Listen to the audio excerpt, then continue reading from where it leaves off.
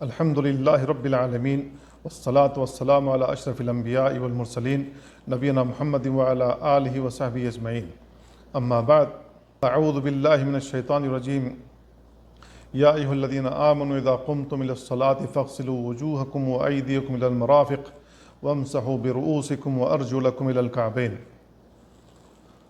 برادران اسلام اور عزیز بھائیوں، آج کے درس میں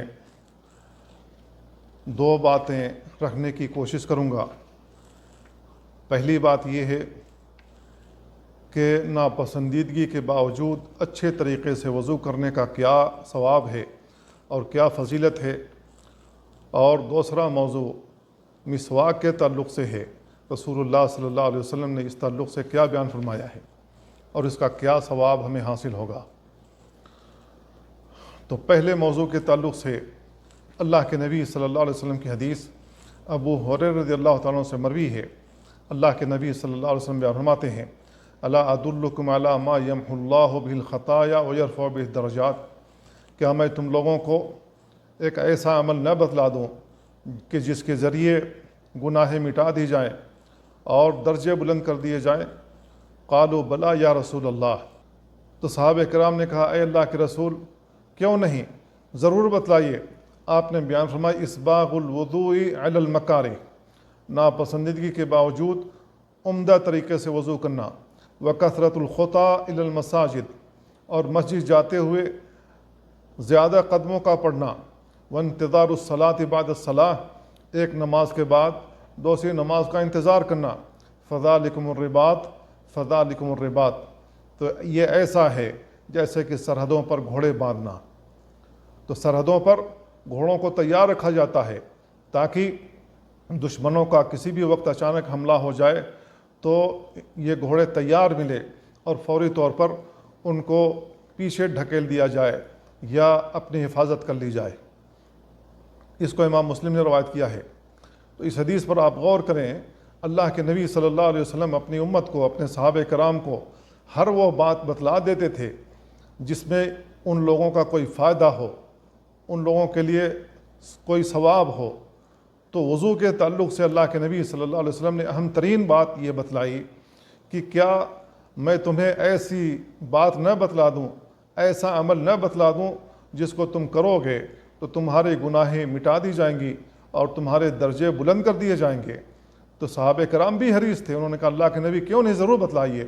آپ نے بیان فرمایا کہ ناپسندیدگی کے باوجود عمدہ طریقے سے وضو کرنا۔ ناپسندیدگی یعنی آج کل گرمی کا زمانہ ہے اور پانی کی ٹنکیاں چھتوں پر ہیں، وہاں سے جو پانی آ رہا ہے انتہائی گرم آ رہا ہے۔ اب ایسے گرم اور کھولتے ہوئے پانی سے وضو کرنا، پانی ہاتھ پر لگتی ہے ایسا لگتا ہے ہاتھ جل جائے گا، لیکن اس ناپسندیدگی کے باوجود عمدہ طریقے سے وضو کرنا۔ یہی پانی کی ٹنکیاں سردی کے موسم میں اوپر ہوتی ہیں، وہاں سے جو پانی آتا ہے انتہائی ٹھنڈا ہوتا ہے، انتہائی سرد ہوتا ہے، ہاتھ لگانے کو جی نہیں چاہتا سردی کے موسم میں۔ تو میرے بھائیو، ناپسندیدگی کے باوجود عمدہ طریقے سے وضو کرنا، کوئی جگہ ایسی نہ رہ جائے جو بھیگی نہ ہو۔ اللہ کے نبی صلی اللہ علیہ وسلم نے دوسرا عمل بتلایا کہ مسجد جاتے ہوئے زیادہ قدموں کا پڑھنا۔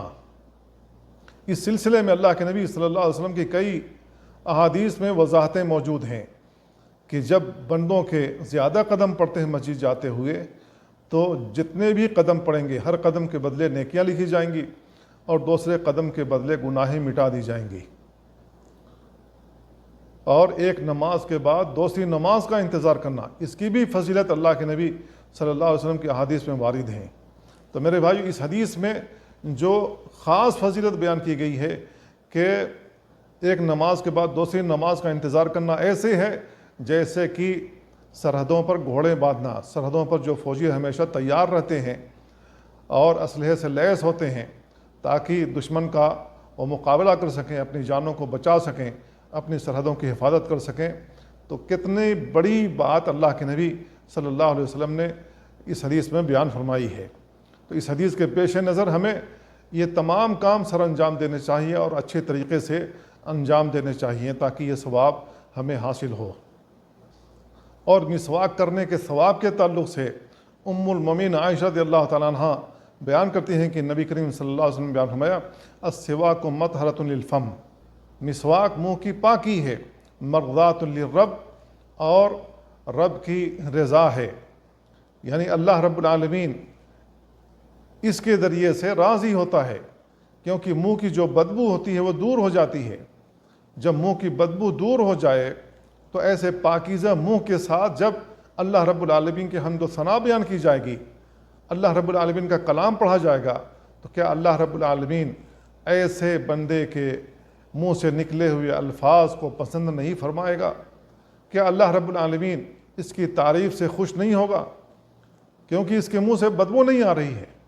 لیکن آج ہمارے معاشرے میں ایسی ایسی چیزیں استعمال کی جا رہی ہیں جس کی وجہ سے منہ کے اندر اس قدر بدبو ہوتی ہے، اس کے ساتھ کھڑا رہنا مشکل ہو جاتا ہے، اس کے ساتھ نماز پوری کرنا انتہائی دشوار ہو جاتا ہے، جی چاہتا ہے اس کے پاس سے ہٹ کر کے کسی اور جگہ چلا جاؤں۔ بہت سے لوگ سرتی کھاتے ہیں یا نسوار کھاتے ہیں، ان کے منہ سے ایسی بدبو نکلتی ہے کہ اس کے ساتھ کھڑے ہونے کا جی نہیں چاہتا۔ کچھ لوگ بیڑی اور سگریٹ کے عادی ہوتے ہیں، ان کے منہ سے ایسی بدبو نکلتی ہے کہ ان کے ساتھ کھڑے ہوتے ہوئے دم گھٹتا ہے۔ میرے بھائیو، ایسے لوگ جن کے منہ سے اتنی خراب بدبو آتی ہو، وہ اپنی بیویوں کے پاس کیسے جاتے ہوں گے؟ ان کی بیوی کیسے برداشت کرتی ہوگی؟ اب جب انسان برداشت نہیں کر سکتا ہے، اس کو فرشتے بھی برداشت نہیں کریں گے۔ فرشتے تو لہسن اور پیاز کی بو کو بھی برداشت نہیں کرتے، اور یہ بدبو جو ہمارے منہ سے آتی ہے بیڑی اور سگریٹ کی وجہ سے، اس کو انسان پسند نہیں کرتا، فرشتے کیسے پسند کریں گے؟ اور جس کو فرشتے نہ پسند کرتے ہیں اس کو اللہ تعالیٰ کیسے پسند کرے گا؟ اور ایسے بدبودار منہ کے ذریعے سے ہم سورہ فاتحہ پڑھتے ہیں، اللہ کی تعریف بیان کرتے ہیں، اللہ اکبر کہتے ہیں۔ میرے بھائیو، کچھ تو خیال کرنا چاہیے کہ ہم کس کے سامنے کھڑے ہیں، ہمارے منہ سے ایسی بدبو کیوں آ رہی ہے؟ کیا ہم جب کسی منسٹر سے بات کرنے کے لیے جاتے ہیں تو بڑے اہتمام کے ساتھ نہیں جاتے؟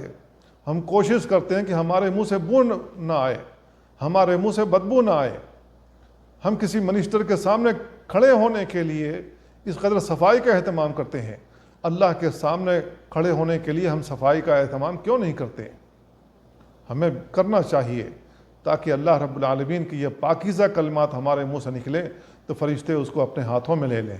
اور ابن عباس رضی اللہ عنہما کی ایک روایت میں ہے، اللہ کے نبی صلی اللہ علیہ وسلم فرماتے ہیں لقد امرت بالسواک، مجھے مسواک کرنے کا حکم دیا گیا ہے، حتیٰ خشیت ان یوحی الی فیہ شیء، یہاں تک کہ مجھے اس بات کا ڈر لگنے لگا کہ اللہ تعالیٰ کہیں اس بارے میں آیتیں نہ نازل کر دے، کوئی خاص حکم نہ نازل کر دے۔ اس کو امام احمد نے جید سند کے ساتھ روایت کیا ہے، اور اسی سے ملتا جلتا فرمان نبی کریم صلی اللہ علیہ وسلم کی حدیث میں بھی ہے۔ اللہ کے نبی صلی اللہ علیہ وسلم فرمایا لولا ان اشق علی امتی لامرتهم بالسواک عند کل صلاۃ، اگر میری امت پر یہ شاق نہ ہوتا تو میں ہر نماز کے وقت اپنی امت کو مسواک کرنے کا حکم دے دیتا۔ لیکن امت کے لیے شاق ہے کہ وہ مسواک لے کر کہاں کہاں ٹہلتے پھریں گے۔ ممکن ہے کہ کسی نے ایسا کپڑا پہنا ہوا ہو جس میں جیب نہ ہو رکھنے کے لیے، کہاں لے کر کے جائے گا؟ تو اس وجہ سے اللہ کے نبی صلی اللہ علیہ وسلم نے مسواک کرنے کا حکم نہیں دیا۔ اگر آپ حکم دے دیتے تو یہ واجب بن جاتا، کیونکہ اللہ کے نبی صلی اللہ علیہ وسلم کا حکم وجوب کے درجے میں ہوتا ہے۔ اللہ کے نبی صلی اللہ علیہ وسلم کا اگر فعل دیکھا جائے تو اللہ کے نبی صلی اللہ علیہ وسلم مسواک کرتے تھے، وضو بنانے سے پہلے مسواک کرتے تھے، پھر وضو کرتے تھے، تاکہ اللہ رب العالمین کی جب تعریف بیان کریں تو منہ سے کوئی بدبو نہ آئے، کسی بھی قسم کی بدبو نہ آئے۔ اس کو بخاری اور مسلم نے روایت کیا ہے، اور مسند احمد اور صحیح ابن خزیمہ کے الفاظ یہ ہیں لا امرتم بالسواک مع کل وضوء، میں ہر وضو کے وقت مسواک کرنے کا حکم دے دیتا۔ اور صحیح ابن حبان کے الفاظ ہیں مع الوضوء، وضو کے ساتھ مسواک کرنے کا حکم دیتا عند کل صلاۃ، ہر نماز کے وقت۔ تو میرے بھائیو، یہ احادیث جو ایک دوسرے کی توضیح کر رہی ہیں، ان سے ہمیں معلوم ہوتا ہے کہ اللہ کے نبی صلی اللہ علیہ وسلم اہتمام کرتے تھے مسواک کرنے کا، اور جب وضو کرتے تھے تو مسواک کرتے تھے تاکہ منہ کی صفائی ہو جائے، اور صحابہ کرام بھی ایسا کرتے تھے جن کے پاس مسواک ہوتی تھیں اور جن کے پاس مسواک نہیں ہوتی تھی ان کے لیے مجبوری ہے، تو اپنے انگلیوں سے اپنے دانت وغیرہ صاف کر لیتے تھے، اپنی زبان صاف کر لیتے تھے تاکہ منہ سے کسی قسم کی بدبو نہ آئے۔ تو میرے بھائیو، جس چیز کا اہتمام رسول اللہ صلی اللہ علیہ وسلم نے کیا ہو ہمیں بھی اس کا اہتمام کرنا چاہیے۔ اور ایک روایت علی رضی اللہ تعالیٰ عنہ سے مروی ہے کہ انہوں نے مسواک کرنے کا حکم دیا اور کہا کہ رسول اللہ صلی اللہ علیہ وسلم بیان فرمایا، ان العبد اذا تسوک، جب بندہ مسواک کرتا ہے، ثم قام یصلی، پھر کھڑے ہو کر نماز پڑھتا ہے، قام الملک خلفہ، تو فرشتہ اس کے پیچھے کھڑا ہو جاتا ہے، فیستمع لقراءتہ، اور اس کی قراءت سنتا رہتا ہے۔ جب بندہ کسی آیت کو پڑھتا ہے تو یہ اس سے انتہائی قریب ہو جاتا ہے، حتی یضع فاہ علی فیہ، یہاں تک کہ وہ اپنا منہ اس کے منہ کے ساتھ لگا دیتا ہے۔ فما یخرج من فیہ شیء من القرآن الا صار فی جوف الملک، تو جو قرآن مجید کی آیت اس کے منہ سے نکلتی ہے وہ قرآن مجید کی آیت فرشتے کے اندر چلی جاتی ہے۔ فطہروا افواہکم للقرآن، تو آپ نے بیان فرمایا کہ قرآن پڑھتے ہوئے اپنے منہ کو صاف کر لیا کرو، اپنے منہ کو پاک کر لیا کرو۔ اس کو امام بزار نے روایت کیا ہے، لیکن امام حیثمی نے کہا رجالہ ثقات، اس کے رجال ثقہ ہے، لیکن ابن ماجہ میں اس کے بعض الفاظ ہیں جو کہ موقوف ہیں۔ امام منذری نے کہا الاشبہ انہ موقوف، زیادہ بہتر یہ ہے کہ یہ موقوف روایت ہے، اور امام عراقی نے کہا کہ رجال الصحیح، اس کے رجال صحیح کے رجال ہیں۔ بہرحال اس روایت کے مرفوع یا موقوف ہونے میں اختلاف ہے، لیکن علماء راجح قرار یہی دیتے ہیں کہ یہ موقوف روایت زیادہ بہتر ہے۔ تو اس حدیث کے اندر ہمیں ایک فضیلت یہ معلوم ہوئی کہ جب ہم قرآن پڑھتے ہیں تو فرشتے ہماری قرات کو سنتے ہیں، اور جب ہمارے الفاظ زبان سے نکلتے ہیں تو وہ ان کے اندر چلے جاتے ہیں۔ لہذا ہمیں اپنے منہ کو پاک و صاف رکھنا چاہیے تاکہ ہماری بدبو سے ان کو کوئی تکلیف نہ ہو اور وہ ہم سے دور نہ چلے جائیں۔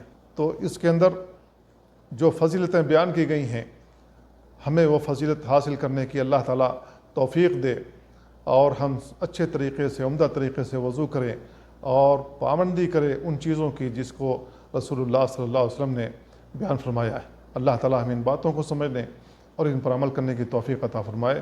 وصلی اللہ وسلم علی نبینا محمد وعلی آلہ وصحبہ اجمعین۔ والسلام علیکم ورحمۃ اللہ وبرکاتہ۔